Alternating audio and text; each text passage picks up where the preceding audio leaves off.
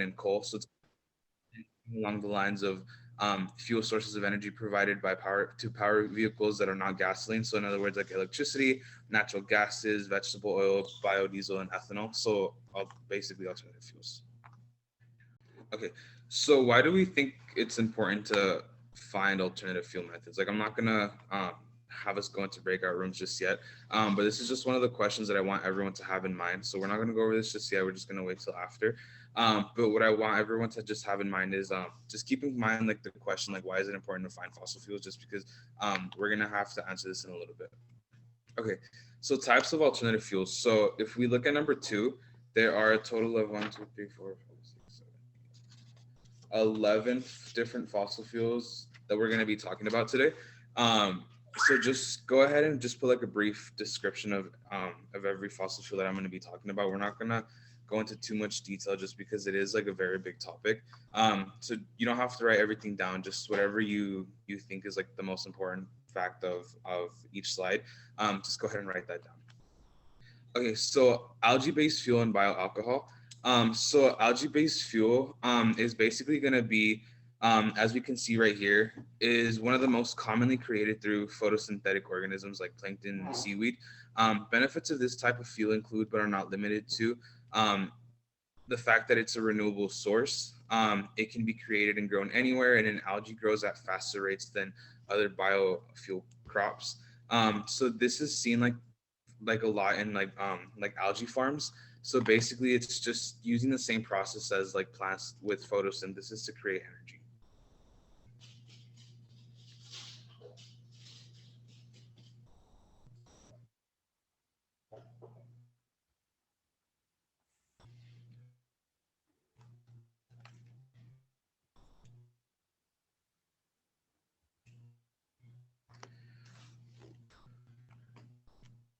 Okay, so bioalcohol is supposed to be on the right hand side, but it disappeared. So I'm just gonna go ahead and let you guys know what bioalcohol is. But bioalcohol is a term that describes the use of alcohol as fuel. So for the question, all you have to write is the type of is a term that describes the use of alcohol as fuel. Just a little description of it. Its use allows for powering vehicles without burning fossil fuels. The alcohol in this form is produced by plants as well as living things. So again, it's not going to be like gasoline or like coal. It's going to be using like natural resources like plants and living things as well.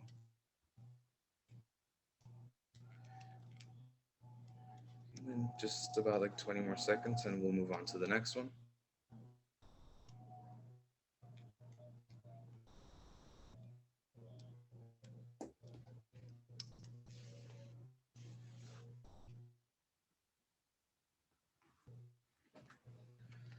Okay, so the next two, which are going to be biodiesel and hydrogen.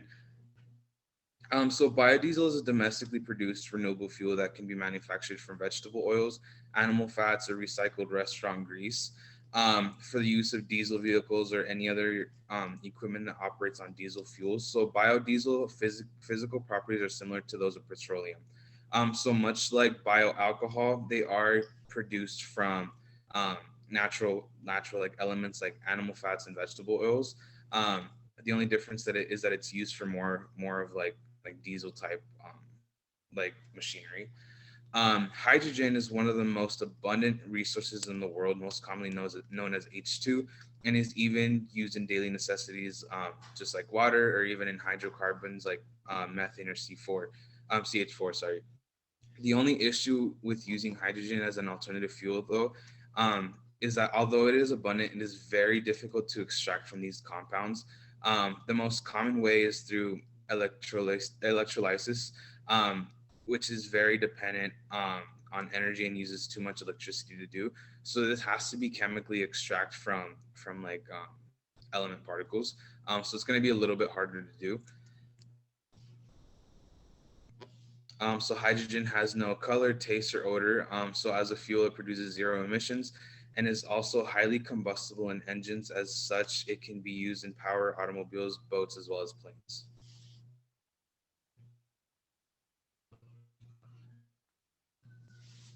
And then just like in the little picture right here, these are like some of the biggest examples where we can find hydrogen as like sources from. Okay, so the next two are going to be electricity and ethanol. So electricity is going to be one of the biggest ones that we use today. So electricity can be produced from a variety of energy sources, including oil, coal, nuclear energy, hydropower, natural gas, wind energy, solar energy, as well as stored hydrogen. So some of the biggest examples, I did put a picture down here on the bottom. So solar panels is going to be one of the biggest ways that we do produce energy, like through electricity, as well as through like dams. We have like wind panels as well as hydropower. So these are going to be the biggest forms of like electricity that we like use in farms today. The next one is going to be ethanol. So ethanol is a renewable fuel made from either corn as well as other plant materials. Ethanol use is widespread in more than 98% of gasoline in the United States. So although it is an alternative fuel, it is used to create like gasoline that we use in our cars today. And then 94% of ethanol is produced from starch and corn grain. So again, it's going to be taking the compounds from natural elements and creating it into a fuel source as well.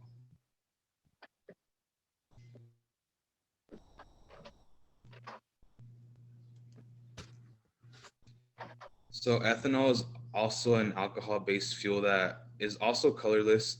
Um, Burning ethanol as a fuel produces less destructive tailpipe emissions of carbon monoxide. So it's going to be effectively better for the environment than the current gasoline that we do use today, um, as well as other substances that are harmful to the ozone. So it's going to be overall a little bit of a better resource for us to use rather than gasoline. Okay, so the next slide is going to be talking about liquid nitrogen and methanol. So liquid nitrogen is another alternative fuel like hydrogen. Nitrogen is also abundant in our atmosphere. So these are going to, the ones that are dealing with elements are going to be very abundant just because of the fact that um, it's a resource that we do have, like just like on Earth, they're very abundant. So like hydrogen, nitrogen powered cars make fewer harmful emissions than gasoline or diesel. In a liquid nitrogen car, the nitrogen is kept cold, as seen on the bottom. This is usually what the liquid nitrogen would look like, um, as well as keeping it in a liquid form is also important to power a car. The nitrogen is released into the engine where it is heated and then expands to create energy.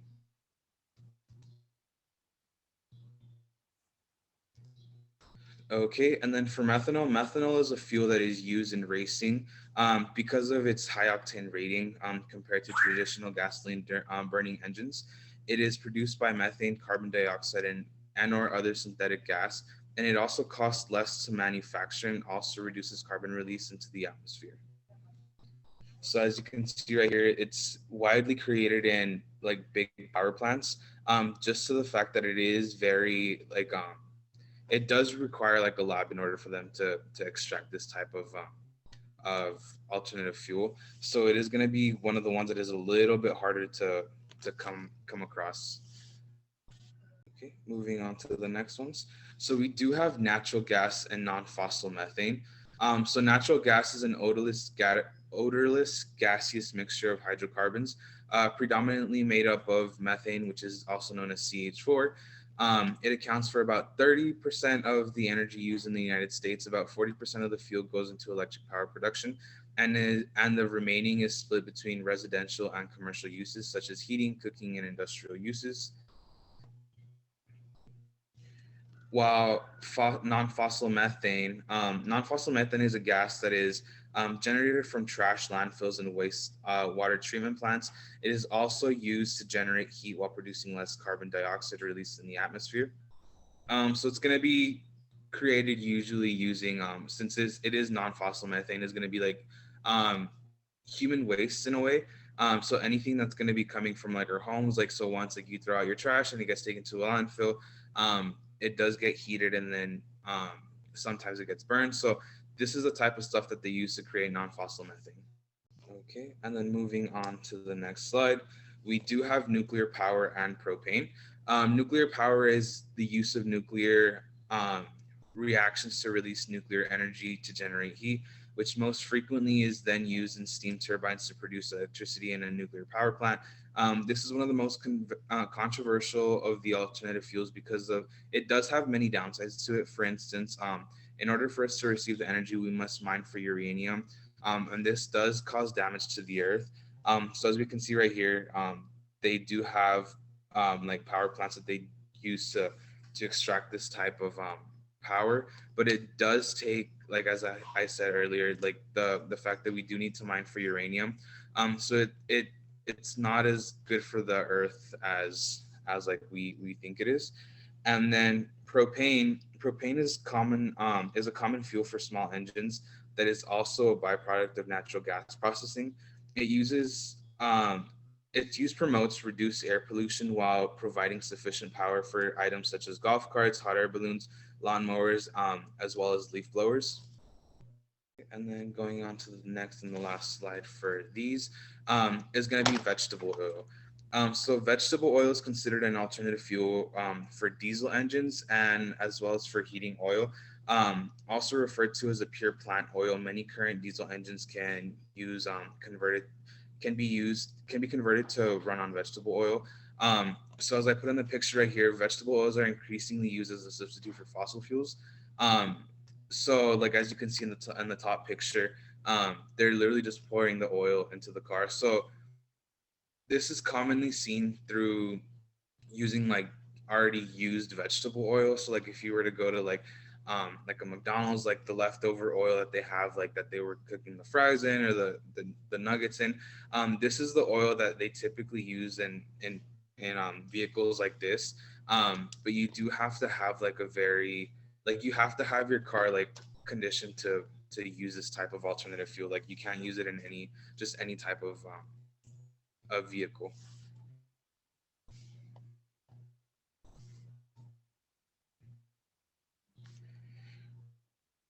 Okay, moving on to the next slide. So, why are alternative fuels important?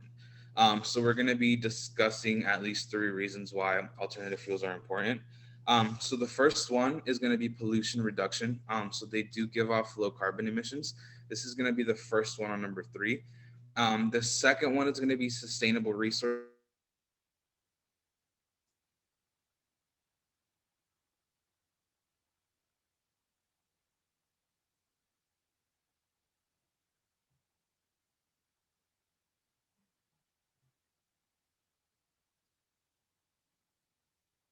bad for the environment. So, it's going to be overall healthier for the environment. And then number three, it lowers the need for energy suppliers like electricity conversion or low cost energy supply. So again, it's going to be like gasoline, coal, anything that we have to dig and mine for. It's going to lower the need for these types of like fuels. Okay, so moving on to the next slide. So the advantages and disadvantages of fossil fuels. So I believe on everyone's worksheet there is only enough for one. So I went ahead and put a couple of examples just for everyone to go ahead and just go ahead and pick which one they want to go ahead and write out. But some of the advantages include environmental benefits. So lower zero carbon emissions with is without a doubt the biggest advantage of alternative fuels. So it's not going to be as bad for the environment in terms of like the ozone um, or any of the chemicals that are being like input into increase energy security. So fossil fuels are unequally distributed and make the global economy dependent on a few exporting countries. Utilization of energy of alternative energy thus significantly reduces dependence from the international energy supplies, which in turn increases energy security by providing a stable and cost-effective energy supply. And then the last one is going to be sustainability. So, unlike the traditional types of energy, which are non renewable, alternative forms of energy are renewable, which means that they offer sustainable and stable energy supply in the long term. So, what this pretty much means is like, I'm pretty sure that most of us have noticed like how gas prices like they go up and then they go down based on supply and demand. So with alternative fuels, it's going to be easier to control like the pricing on these types of fuels, just because they're available like year round. They're available all the time. All we have to do is just find the ways to get our hands on these resources. But like going back to, I believe it was like the algae based fuel. That's one that we can literally farm in water. So it's easier for these to be used as energy, and they're going to be more sustainable, and we're able to get our hands on them a little bit easier. Disadvantages though, the first one is going to be high cost. So unfortunately, although they are better for the environment, in order to get these types of fuels, it is very costly due to the fact that the energy for these types of the technology for these types of fuels are not very advanced. So it's kind of like the first, not like the first models, but it's something that we're barely getting like our hands on. So the technology to get these types of fuels are not, they're not available to everyone. The second one is going to be low efficiency. So alternative energy technologies are relatively new in offices, and are not particularly efficient. This poses a problem with feasibility because of the fact that investment may not return even in the long term. As a result, the interests of private investors for green technologies remains relatively low, while the government can finance only a certain amount of investments at a time. Um, so in other words, like a lot of people are kind of scared to put their money into this and like starting up companies dealing with alternative fuels, just because we are obviously used to like sticking to like gasoline to power our vehicles. So it's easier for big companies to just stick to what we know than hop onto the bandwagon of something new. And then the last one is going to be issues with the stability of the system. So again, the energy sector is not only seeking for alternative solutions, but it's also demand of energy as well.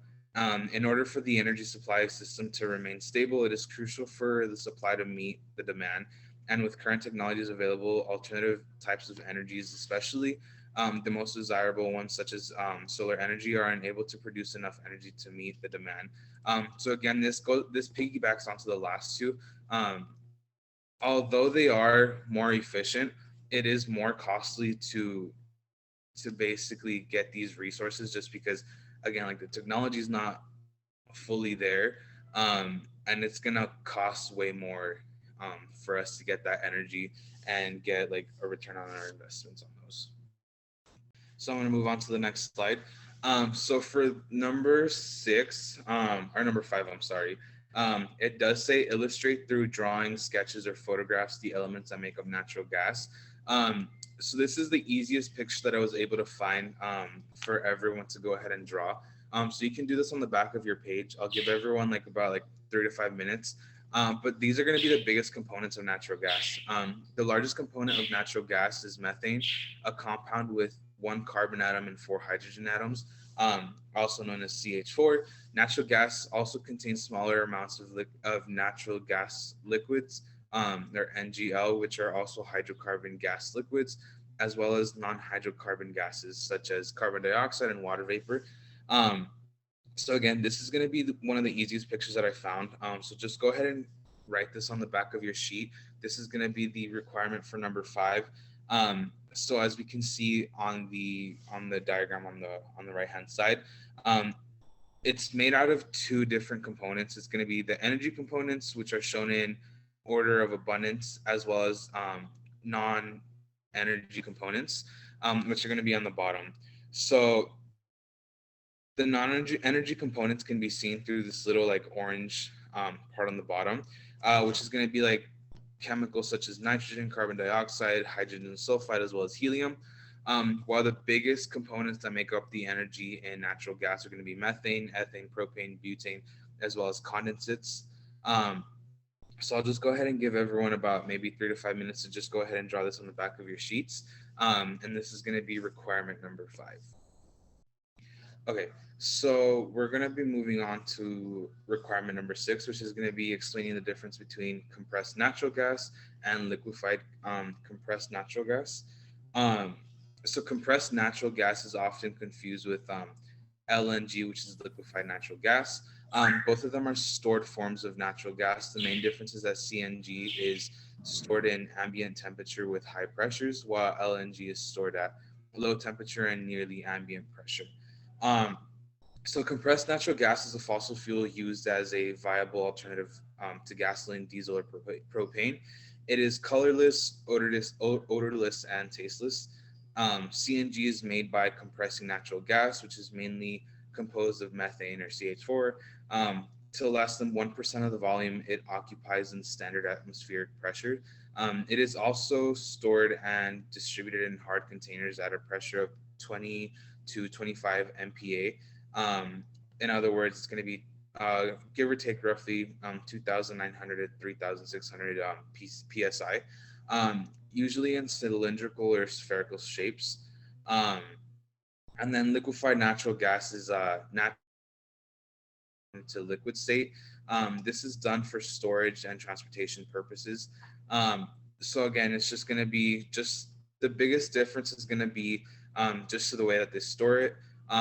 So compressed natural gas is going to be basically like it says, like in gas form, while LNG is going to be ideally the same thing, just in liquid form. So this is going to be requirement number 7.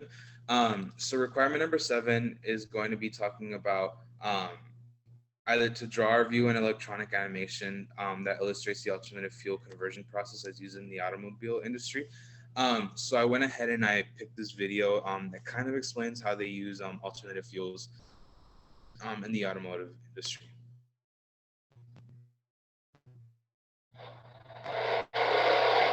Listen to the distinct sound of this pollution solution. It's a car that runs on compressed air, called Methanol for compressed air technology. It's the result of 14 years of research and development by French engine designer Guy Negre. With the CAT, Negre has created a car that produces zero emissions. The premise of this project was that in order to run a car, particularly in town, you need very little energy. And with compressed air, you can accumulate enough energy to do that. Compressed air has long been used as a power source for various tools and equipment. For car designers, compressed air has been difficult to harness. But now, Negre and his team at Motor Development International have built an engine that they believe will blow the car market away. Within an internal combustion engine, gasoline and oxygen ignite. The resulting explosions create pressure, which pushes the pistons that turn the crankshaft. With MDI's engine, precisely timed bursts of compressed air create the pressure needed to drive the pistons, pollutant-free. Okay. And then we're going to move on to the next one. So this is also going to be talking about just propane vehicles and how they work. So it is a very short video. So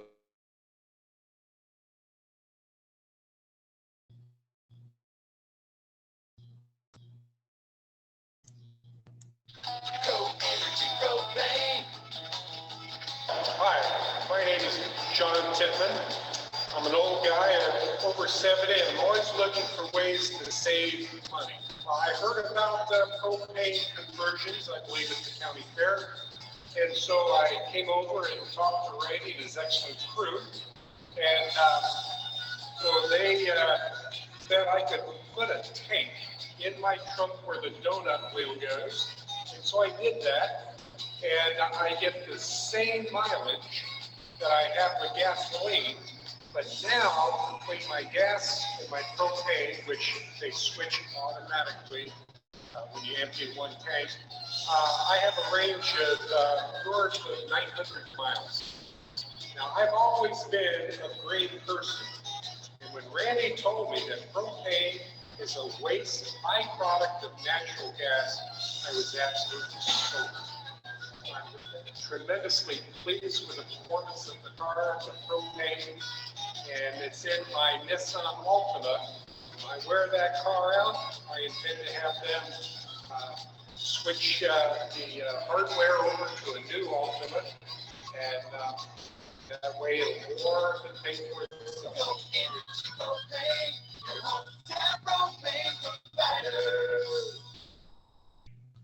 Okay, so that kind of touched on to number 8. So describe how a propane vehicle operates. So a propane vehicle operates in a similar fashion to that of common gasoline vehicles. Um, so from its initial liquid state, the propane is converted into gas. The gas is then moved through the line to a fuel air mixture. Once mixed, it is then injected into a sequentially timed motor for it to burn efficiently and clean.